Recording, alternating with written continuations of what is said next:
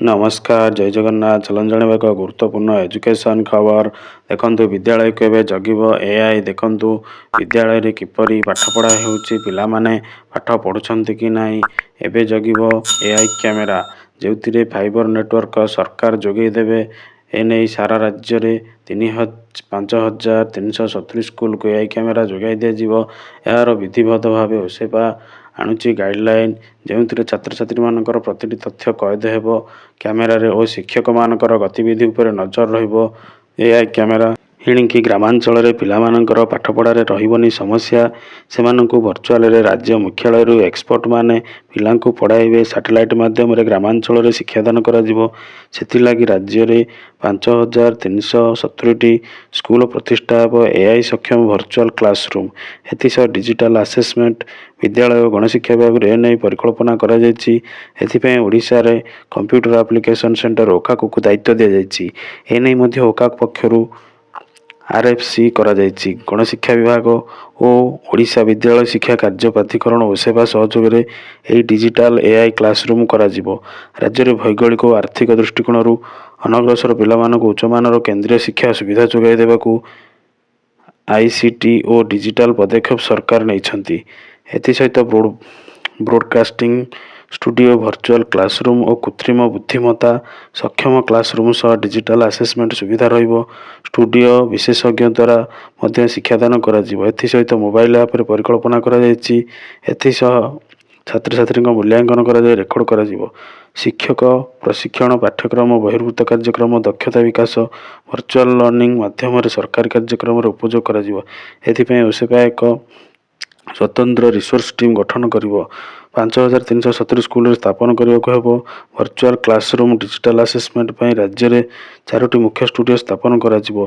एथिसह 8टी zone स्तरीय आंचलिक studio निर्माण करा उभय ओडिया इंग्राजी भाषा रे टीचर सपोर्टिंग रिसोर्स नियोजित करा वर्चुअल क्लासरूम रे एआई एजर व्यवहार करा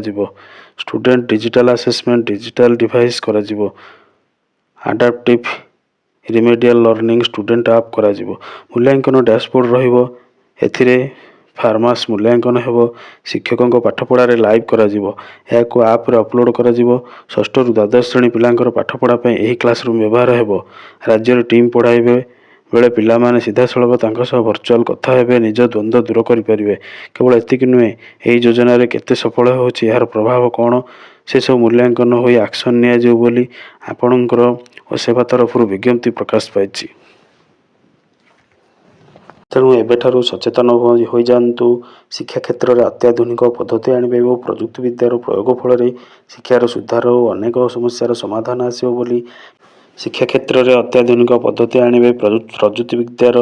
प्रयोग फल शिक्षार सुधार और अनेक समस्यार समाधान आसो बोली विद्यालय गणशिक्षा मंत्री श्रीजुक्त नित्यानंद गंड सूचना देते चलतु एक एजुकेशन खबर जानिबा देखंतु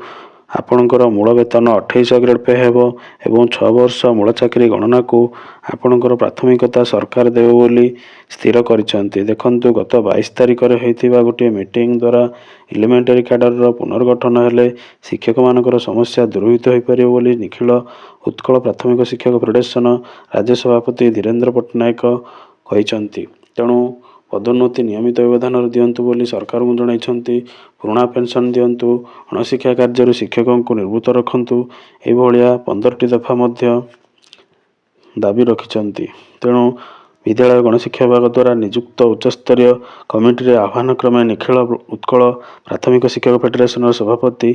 नेतृत्व में एक राज्य स्तरीय प्रतिनिधि दल भुवनेश्वर तोशाली भवन ठारे आपणकर 15 दफा संबलित दाबीपत्र प्रदान करा जायथिला संगठनर महासचिव चारुलता महापात्र मुख्यतः काडर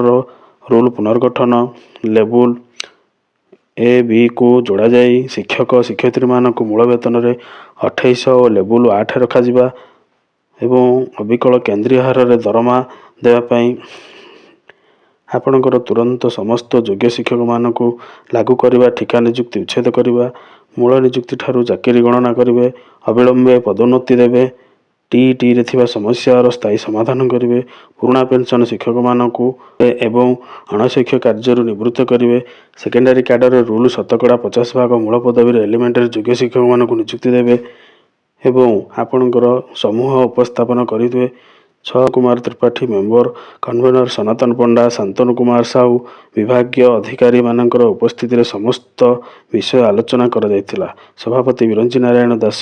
ସୁକାନ୍ତି ସୁବ୍ରତ, ସମୀର କୁମାର ଜେନା, ମନୋଜ କୁମାର ସ୍ୱାଇଁ, ଯୁଧିଷ୍ଠିର ସାହୁ ସାଂଗଠନିକ ଉପଦେଷ୍ଟା ଆଲୋଚନାରେ ଭାଗ ନେଇଥିଲେ ବୋଲି ମହାସଚିବ ଚାରୁଲତା ମହାପାତ୍ର ପ୍ରେସ୍ ବିବୃତ୍ତିରେ ଜଣାଇଛନ୍ତି। ଏଭଳି ଗୁରୁତ୍ୱପୂର୍ଣ୍ଣ ଏଜୁକେସନ୍ ଖବର ପାଇଁ ଆମ ଚ୍ୟାନେଲକୁ ଲାଇକ୍, କମେଣ୍ଟ ଓ ସେୟାର କରନ୍ତୁ। ଜୟ ଜଗନ୍ନାଥ।